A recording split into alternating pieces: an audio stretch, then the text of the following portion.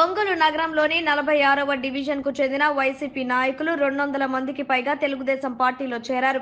పార్టీలో చేరిన వైసీపీ నాయకులకు ఒంగోలు మాజీ శాసనసభ్యులు దామచర్ల జనార్దన్ పార్టీ కండువలు కప్పి సాదరంగా పార్టీలోకి ఆహ్వానించారు.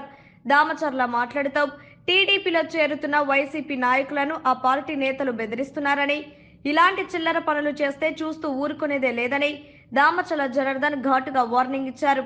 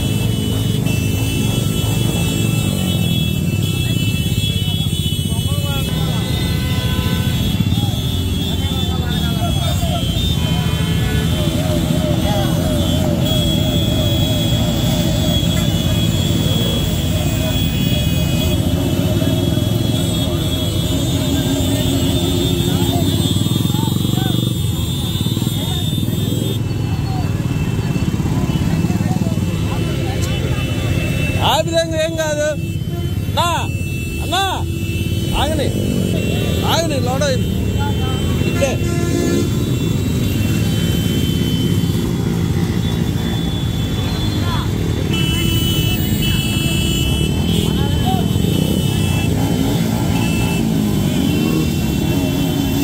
ఇదంతా నాకు తెలియదు మావా.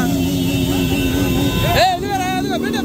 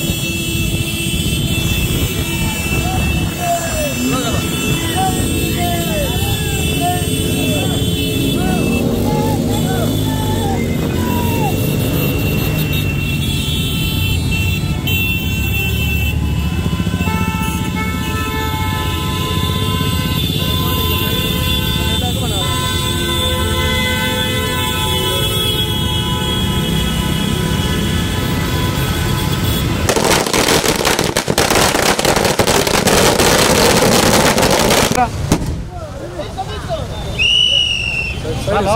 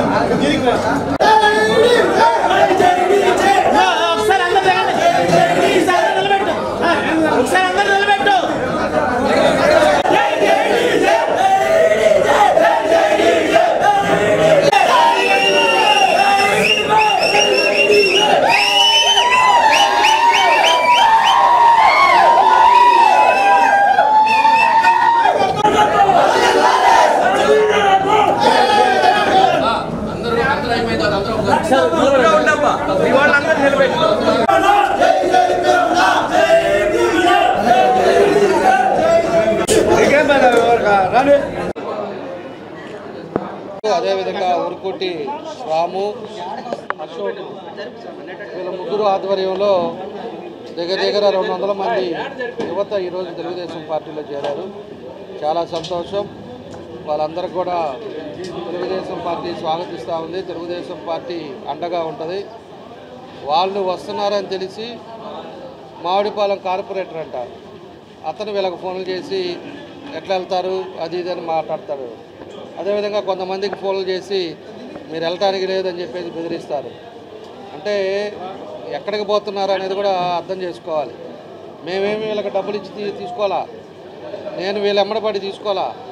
వాళ్ళు జరుగుతున్న పరిస్థితులను బట్టి మంచి చెడు ఆలోచించుకొని రాబోయే రోజుల్లో ఈ సైకో ముఖ్యమంత్రి పోవాలి, ఇక్కడ ఉండే వ్యవస్థ మారాలి అనే ఉద్దేశంతో ఈరోజు యువత అందరూ కూడా ఈరోజు వచ్చి తెలుగుదేశం పార్టీలో చేరారంటే వాళ్ళకి అర్థం చేసుకోవాలని చెప్పి కూడా నేను తెలియజేస్తూ ఉన్నా.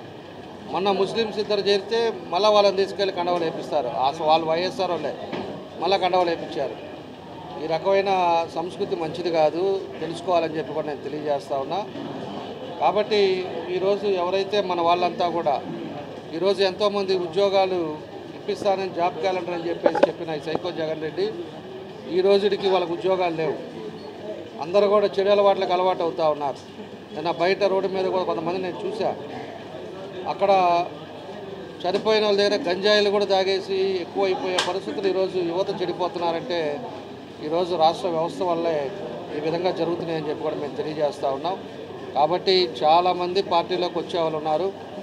పార్టీ ఇంకా కూడా సంతానం చేస్తాం.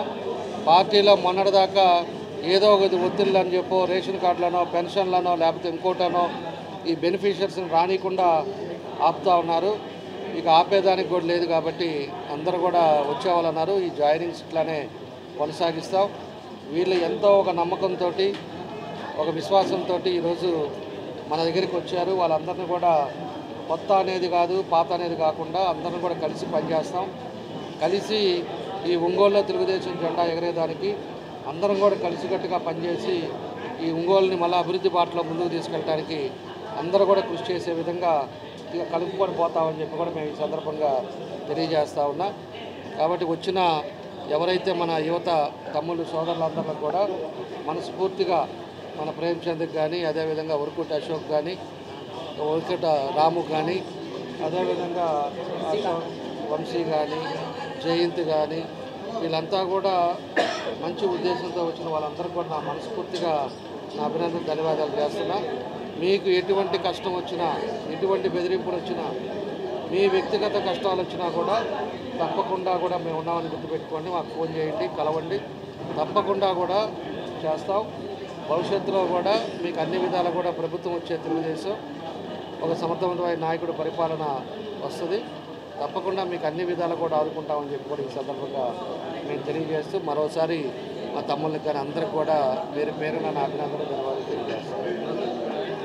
బెదిరించి నన్ను ఇబ్బంది పెట్టే అవకాశాలు ఉన్నాయి. అయినా కానీ మనం దేనికి లొంగే పరిస్థితి లేదు. మీకు చేతనం చేసుకోమని చెప్పాము.